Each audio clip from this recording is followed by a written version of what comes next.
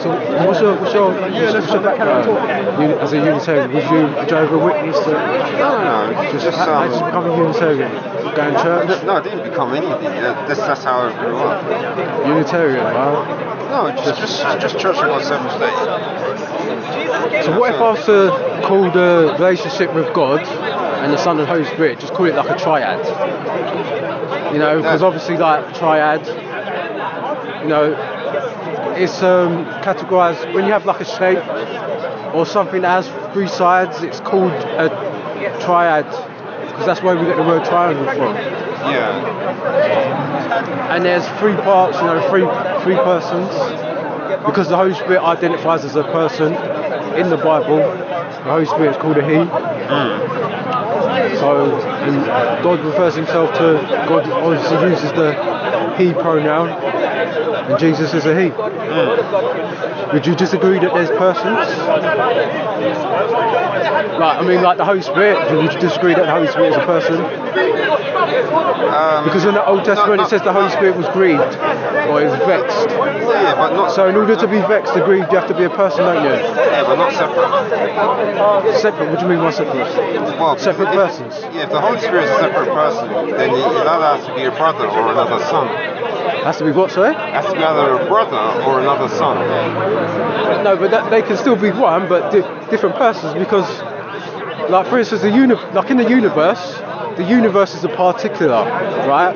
Yeah. And it's do you know what a particular is? It's beginning to complicate. Was I talking to you about this, or was it someone else? No, it's someone. Oh right, yeah. No, it's not complicated. A particular is something that has university and diversity. Yeah. No, that's too complicated. It's not. It's philosophy. So I mean. Yeah, philosophy is too complicated. No, but is the universe complicated? Not really. When you look at the universe as a whole, that's what it is. And so, we as people, like for instance, what differs them is that they're three distinct persons, right? But what unifies them is that they're the same person. Yeah, but here's the thing. See, you know we have families on Earth, and we reflect God because we have different parts to us. But three parts. Yeah, but I'm talking about the family. So you have a family where you have obviously you had Adam, who's the son of God, and then the angels, they're sons of God as well. And then you have the... I can clarify that. No, there's no clarification needed. There's no clarification. They're called sons of God because divine beings are referred to as sons of God because of the way they are. Their attributes, they're different to mere humans. They're divine. So when the Bible's calling them sons of God, it's almost saying that they've come from God, like as if God has given birth to them, and then because they're divine, right, and a divine person has come from God, and so God has given birth to them metaphorically. It's a metaphorical thing. That's just complicated. When we see how Adam... That's how the Jews looked at divine people. If Jews would see someone who's divine, there's something about that person that's divine. They would say, "Oh, son of God," because he's divine. Yeah, but what we're talking about is the messengers who came from heaven. So obviously they had to come about some way, but we're not told how. But because we know how Adam came about, because we were told, we could presume that it was something similar, but we don't know. And are you saying Adam was called the son of God as well? That's what it says in Matthew. Yeah, but here's the thing though. There's a distinction because Adam doesn't approach the throne of God, does he? Nor do human beings. You see? So it's getting complicated. No, but I'm making a distinction. Even though you're saying, they're the same because they're called sons of God, I'm saying they're different. Even though they're both called sons of God, they're different. Yeah, physically they're different. Yeah. But they still their life still comes from God. No, but they're different though, because like I said, Adam doesn't approach the throne. Yeah, but the important thing is there's a distinction that I'm making. The life they have comes from God. That's the important. Adam's made from the earth. Yeah, but where does his life come from? God gave him life. Right, there you go. So that's the point. So the same thing. I think you're mixing two. But what is your actual point now? No, you're mixing. They're sons of God, so they were given life by God.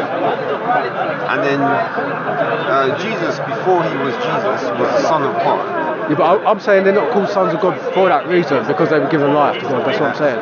They're called sons of God because they're divine. That's what I'm saying. And God is divine, right? So if God was to, like Jesus, God gave birth to Jesus in a sense, right?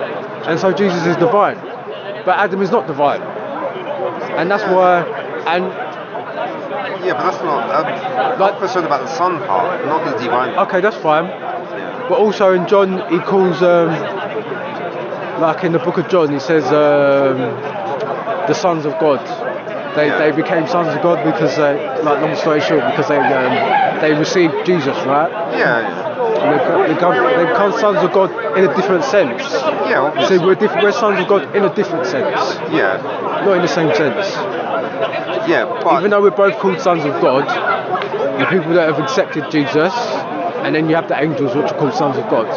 yeah. See, there's context there. They're called sons of God because of their divine attributes, whereas we're called sons of God because because we've accepted Christ.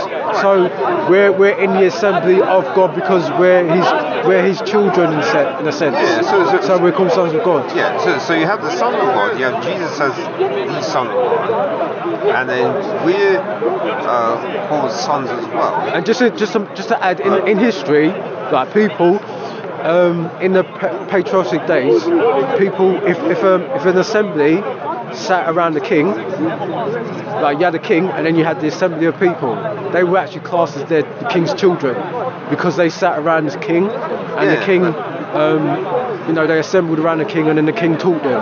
They were actually classed as sons of the king and stuff like that.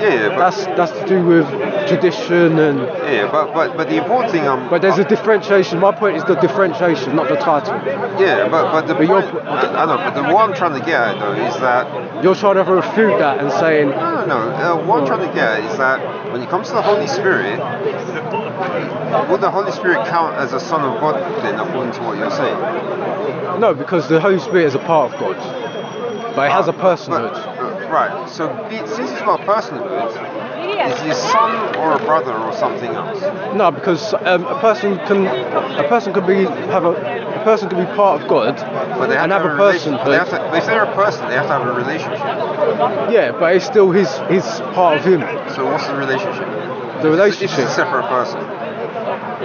The relationship is that it's just a person within the triune head, within the Godhead. What's the relationship? Because remember, we have the Son, so we know he's a son. That's the relationship. So if you say this Holy Spirit is a separate person, then he has to have a relationship. He's a separate. He's not as separate as being apart from God. He's a part of God, but just having a personhood in God. Yeah. So then having three parts. If he's got a personhood, he needs a relationship. Yeah, there's a relationship there with God being their Godhead, and then you have the Son, and then. All right. So the Holy Spirit, what is he, brother or son? No, he's a person in the Godhead. Okay, yeah, so he's a person. So what's the relationship? Brother or son? There's no relationship in terms of siblinghood. Revelation 1:8. Yeah. Who do you believe is talking there?